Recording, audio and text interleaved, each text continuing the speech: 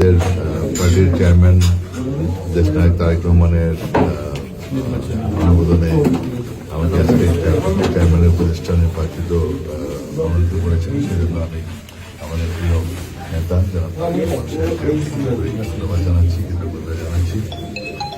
পাশাপাশি আমাদের জন্য আপনাদের সকলের কাছে দোয়া কামনা করছি। আমরা যেন আমাদের জান্নাতবাসী করেন, জান্নাত দান করেন। আলহামদুলিল্লাহ, আমি যেন আমাদের পার্টির আদর্শ এবং আমাদের দলের কর্মসূচি বাস্তবায়ন করার জন্য সবাইকে নিয়ে কাজ করতে পারি। সেজন্য আমার জন্য দোয়া করবেন।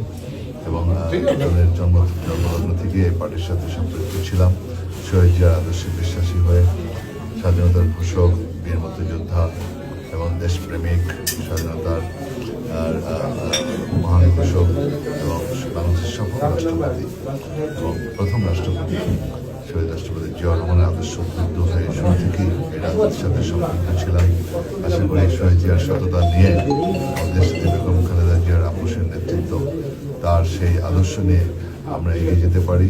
আমাদের প্রিয় নেতা জনাব তারেক রহমানের নেতৃত্বে আমরা যেন দেশের জনগণের আকাঙ্ক্ষা অনুযায়ী, তাদের প্রত্যাশা অনুযায়ী আমরা আগামী দিনে রাষ্ট্র পরিচালনা করতে পারি তার নেতৃত্বে, এবং দেশের জনগণকে আমরা যেন তাদের স্বাধীনতা, সার্বভৌমত্ব এবং নিরাপত্তা, আইনের শাসন এবং গণতন্ত্র পুনঃপ্রতিষ্ঠা করতে পারি এবং দেশকে এগিয়ে নিয়ে যেতে পারি অর্থনৈতিক মুক্তির জন্য, এবং সবকিছুর জন্য দেশের মানুষের, নারী পুরুষ সকলের জন্য সমভাবে, সুন্দরভাবে, সুষমভাবে আমরা কাজ করতে পারি।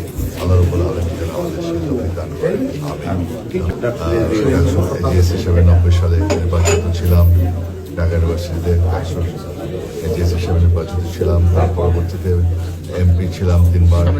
চরপেশন মনপুরা থেকে ভোলা 4, সেখান থেকে নির্বাচিত হয়েছিলাম 3 বার। দেশটি বেগম খালেদা জিয়াকে আমাকে বারবার মনোনয়ন দিয়েছেন এবং তার পরবর্তীতে তথ্য গবেষণা সম্পাদক ছিলাম 96-এ।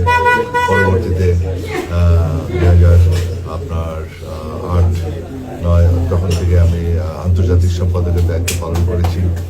এখন আজকে আমাকে চেয়ারম্যানের উপদেষ্টা নির্বাচিত করেছেন জনাব মাননীয় চেয়ারম্যান জনাব তারেক রহমান সাহেব।